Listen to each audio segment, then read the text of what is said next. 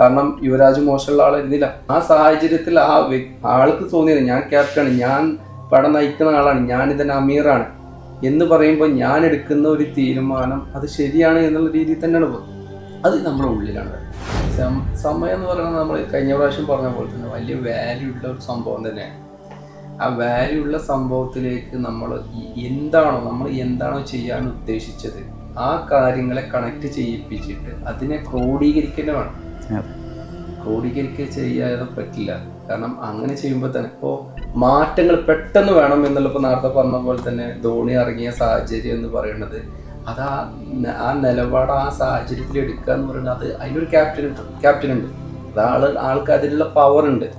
അപ്പോൾ ആ പവർ ഉള്ള ആളുകൾ തന്നെ അതിനാണ് നമ്മൾ പറഞ്ഞത്. അപ്പോൾ നമ്മൾ ഓരോരുത്തർക്കും ഓരോ സെക്ഷൻ ഓരോരുത്തർക്ക് കൈകാര്യം ചെയ്യാൻ ഏൽപ്പിച്ചിട്ടുണ്ടാവും. നമ്മളൊരു ക്രമീകരണങ്ങൾ ചെയ്യുമ്പോൾ ആ ക്രമീകരണത്തിൽ ആൾക്ക് എടുക്കാനുള്ള ആ പവർ അവിടെ കൊടുക്കുമ്പോഴാണ് ആ സമയത്തിന് ആ സാഹചര്യത്തിന് അതിനനുസരിച്ച് എടുക്കാൻ പറ്റണത്. ആ ആൾക്ക് അതിനുള്ള ഫ്രീഡം കൊടുക്കാണ് അവിടെ പറ്റണം. പക്ഷേ നമ്മൾ എന്താണോ നിലവിലുള്ള ഓരോ ടൈമിലും ചെയ്ത് തീർക്കേണ്ടത് എന്നുള്ളത് കൃത്യമായി അത് ചെയ്യുന്നുണ്ടോ ഇല്ലേ എന്നുള്ളത് നമ്മൾ സ്വയമാണ് ചെയ്യുന്നത്. ഇവിടുന്ന് വരണം അല്ലെ, ഇവിടുന്ന് വരാതെ ഒന്നും വരൂല. ഇപ്പോൾ ധോണി അത് എടുക്കുക എന്ന് പറഞ്ഞാൽ ധോണി അത്രയും പാഷനേറ്റീവായി അതുകൊണ്ടാണ് ധോണി ഞാൻ എന്ന് പറഞ്ഞ് ഇറങ്ങുന്നത്. അതുപോലെ തന്നെ നമ്മളെ ബിസിനസ്സും നമ്മളെ ഉള്ളിൽ വരുമ്പോൾ മാത്രമേ ഉള്ളൂ നമുക്ക് കഴിയുള്ളൂ. അപ്പോഴാണ് പെട്ടെന്ന് നമുക്കൊരു വിഷയം ഉണ്ട്. നേരത്തെ പറഞ്ഞു കയ്യിന് ക്യാൻസർ ആണെന്ന് പറഞ്ഞു.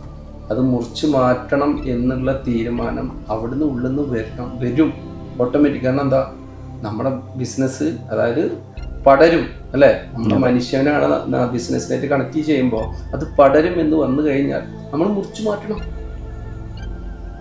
മാറ്റി അത് ചിന്തിക്കണം തോന്നുന്നത് എപ്പോഴാണ് വരിക?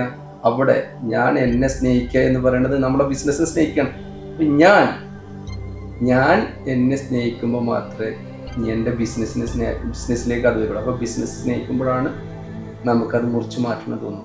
അപ്പോൾ ആ ഒരു വ്യക്തി ഒരു എക്സാമ്പിൾ പറയുമ്പോൾ രണ്ട് ബിസിനസ്സിൽ പറഞ്ഞാൽ ചിലപ്പോൾ പിന്നെ എന്താ പറയുക, ഇപ്പോൾ ക്യാൻസർ എന്ന് പറയുമ്പോൾ നമുക്ക് തെഫ്റ്റ് അല്ലേ, അതേ തെഫ്റ്റിൻ്റെ ഭാഗമാണ്. അത് ഒരാൾ നമ്മുടെ സാമ്പത്തികപരമായിട്ടോ അങ്ങനെ എന്തെങ്കിലും ബുദ്ധിമുട്ടുകൾ നമുക്ക് ഉണ്ടാക്കുന്ന കമ്പനിയിൽ അത് തെഫ്റ്റ്, അതൊരു ക്യാൻസറാണ്.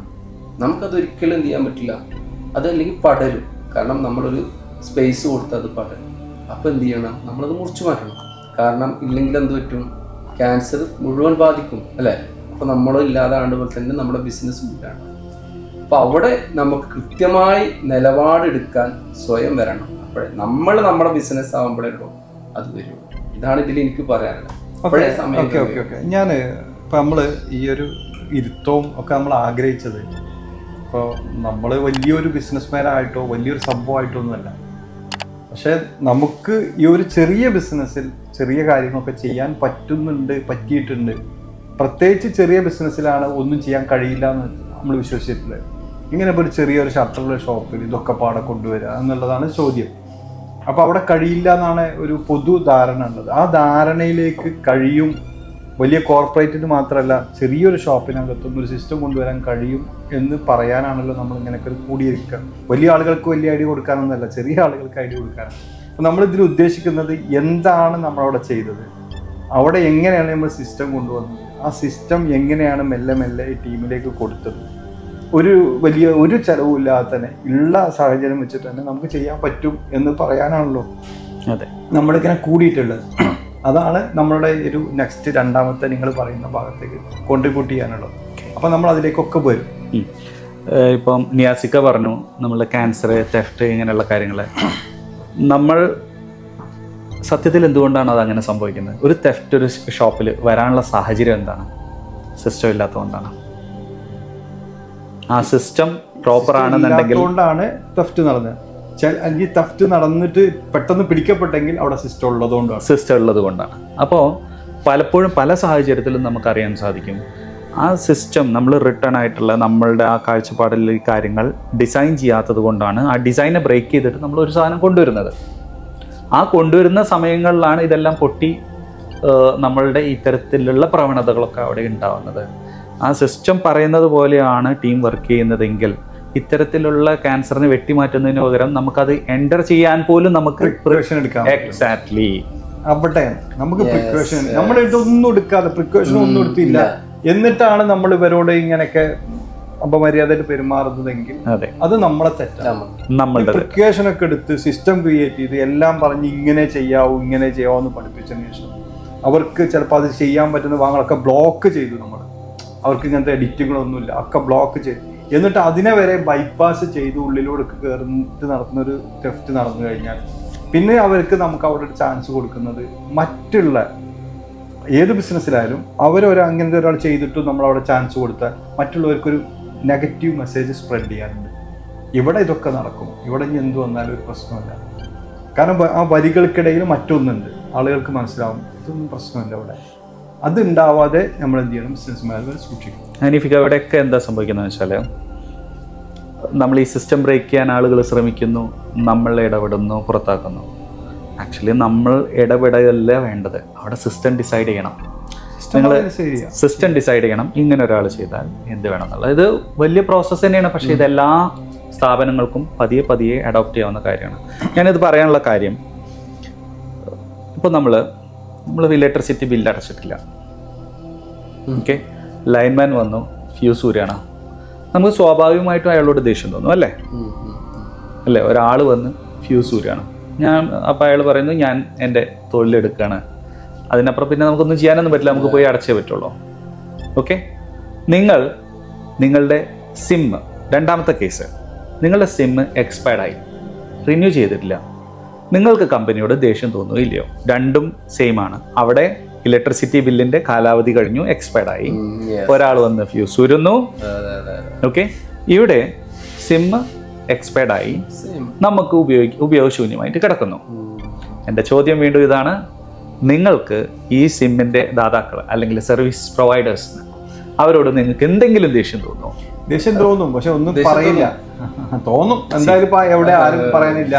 ഇവിടെ ഒരു സാധു ഊരാൻ വന്ന് നമ്മുടെ മുമ്പിലേക്ക് വന്നിട്ടുണ്ട്, അവനോട് ചിലപ്പോൾ ഈ പ്രശ്നം തീർക്കും. നിങ്ങൾ ആ സിസ്റ്റത്തിന്റെ ഡിഫറൻസ് മനസ്സിലാക്കണം. അവിടെ മനുഷ്യർ എവിടെയൊക്കെ ഇൻവോൾവ് ആവുന്നുണ്ടോ അവിടെയാണ് ഈ പ്രശ്നങ്ങൾ വരുന്നത്. അവിടെ മനുഷ്യർ തീരുമാനങ്ങൾ എടുക്കാൻ കേപ്പബിൾ ആണ് എന്നുള്ള രീതിയിൽ വരുമ്പോൾ തീർച്ചയായിട്ടും തീരുമാനങ്ങൾ എടുക്കണം, നമ്മൾ അതിന് കേപ്പബിൾ ആവണം. പക്ഷേ സിസ്റ്റം ഡ്രിവൺ ആയിട്ടുള്ള ഒരു ബിസിനസ് പ്രോസസ്സിലോട്ട് നമ്മൾ കയറി കഴിഞ്ഞാൽ ഈ ദേഷ്യം അവിടെ നിന്ന് മാറിക്കിട്ടും. ദേഷ്യം മാറുക എന്ന് പറഞ്ഞാൽ നമ്മൾ സന്തോഷത്തിൻ്റെ ഒരു രീതികളിലോട്ട് പോവാണ്. അപ്പം ഇതെല്ലാം നമ്മൾ പ്രോപ്പറായിട്ട് ആദ്യം തന്നെ ഡിഫൈൻ ചെയ്ത് കൊടുക്കുക. ആദ്യം എന്ന് പറയുമ്പോൾ നമ്മൾ കാലങ്ങൾക്കനുസരിച്ച് നമ്മൾ എങ്ങനെയാണോ ബെറ്റർമെൻ്റ് ആവുന്നത്, പക്ഷേ ഇതിനും നമ്മൾ കുറച്ച് ഇമ്പോർട്ടൻസ് കൊടുത്തു കഴിഞ്ഞാൽ ബ്യൂട്ടിഫുൾ ആവും. ഇനി നമ്മൾ അത്തരത്തിൽ സിസ്റ്റം ഡ്രിവൺ ആയി കഴിഞ്ഞാൽ എന്നും നമ്മൾ ചെന്ന് പറയേണ്ടതില്ല, നീ ഇത് ചെയ്യ്, അത് ചെയ്യ്, ഇത് ചെയ്യ്, ഇങ്ങനെയൊക്കെ പറയുമ്പോഴാണ് നമ്മൾ ഉദ്ദേശിക്കുന്നത്. ഇത് സിസ്റ്റം ഡിമാൻഡ് ചെയ്യിക്കും. അങ്ങനെ ശീലിച്ചു കഴിഞ്ഞാൽ നാളെ അവർ ഓട്ടോമാറ്റിക്കലി അതിലോട് അഡ്ജസ്റ്റഡ് ആവും. നമ്മൾക്ക് എല്ലാവർക്കും ഉണ്ടാകുന്ന ഒരു പ്രത്യേകതയാണ്, ഇപ്പോൾ നമ്മൾ പച്ചക്കറി വാങ്ങുന്നത് 2-3 പ്രാവശ്യം നമ്മൾ വാങ്ങി പിന്നെ സ്ഥിരം അവിടെ പോവുള്ളൂ. അത് നമ്മളുടെ റൂട്ടീനായി. ഈ റൂട്ടീനായി കഴിഞ്ഞാൽ പിന്നെ പ്രോബ്ലം അല്ല. നമ്മൾ മനുഷ്യരാകുമ്പോൾ ഈ റൂട്ടീനാക്കുന്നത് ഭയങ്കര ബുദ്ധിമുട്ടാണ്. കാരണം അത് പെർസീവ് ചെയ്യുന്ന രീതികൾ പലതരത്തിലായിരിക്കും. ഇപ്പോൾ എൻ്റെ ഓഫീസിൽ അറ്റൻഡൻസ് ഇങ്ങനെയുള്ള കാര്യങ്ങളൊക്കെ മാനേജ് ചെയ്യുന്ന സിസ്റ്റമാണ്, ഞാനൊന്നും അറിയുന്നില്ല. ലീവ് അപ്രൂവൽ അതിന് സിസ്റ്റം ഉണ്ട്. അപ്പോൾ ആ രീതികളിൽ അവർ പോകുമ്പോൾ അവിടെ എനിക്കൊരു വേർബൽ കോൺവെർസേഷൻ്റെ ആവശ്യമില്ല. മനസ്സിലായില്ലേ? മറ്റേ നീ എന്തിനാ അത് ചെയ്തു, ഇതെന്ത് ചെയ്തു, സമയം എത്രയായി, സാറ് ലീവ് ഇട്ടോളൂ എന്ന് ചോദിച്ചു കഴിഞ്ഞാൽ സമയം എത്രയായി ലോഗിൻ ചെയ്യാൻ, സാർ എന്നാൽ ലീവ് ഇട്ടോളൂ എന്ന് പറഞ്ഞ വഴക്കായി അല്ലേ? ഇവിടെ ഞാൻ സമയം എത്രയെന്ന് ചോദിക്കേണ്ട ആവശ്യമില്ല, ലീവ് ഇട്ടോളൂ എന്ന് പറയേണ്ട ആവശ്യമില്ല. സമയമായി കഴിഞ്ഞാൽ ഈ സമയം കഴിഞ്ഞ് ഇത്ര സമയം പോയി കഴിഞ്ഞാൽ എന്ത് എന്നുള്ളത് ഓൾറെഡി അവിടെ ഡിഫൈൻഡ് ആണ്. മനസ്സിലായില്ലേ? അപ്പം നമ്മൾ അത്തരത്തിൽ നമ്മളുടെ ആബ്സെൻസിലും നമ്മളുടെ ബിസിനസ് റൺ ചെയ്യാൻ പറ്റാവുന്ന രീതിയിൽ കൊണ്ടുവരാനുള്ള ഒരേ ഒരു ഡിപ്പെൻഡൻസി എന്ന് പറയുന്നത് അത് സിസ്റ്റത്തിനെയാണ്. സിസ്റ്റം ഇല്ലാതെ നമുക്കത് പോസിബിൾ ആവില്ല. നാളെ ഇനി വ്യക്തികൾ നന്നായിട്ട് കൊണ്ടുവന്നു. പണ്ടത്തെ കാലത്തെ ആളുകൾ എൻ്റെ മക്കൾ നല്ല രീതിയിൽ കൊണ്ടുനടക്കുന്നു. ഈ മക്കളുടെ ആബ്സെൻസിൽ ആര് കൊണ്ടുനടക്കും? മക്കൾക്കൊന്നും ഒരു അസുഖം വന്നു കഴിഞ്ഞാൽ ആര് കൊണ്ടുനടക്കും? നമ്മളെല്ലാവരും ശ്രദ്ധിക്കേണ്ട കാര്യമാണ്.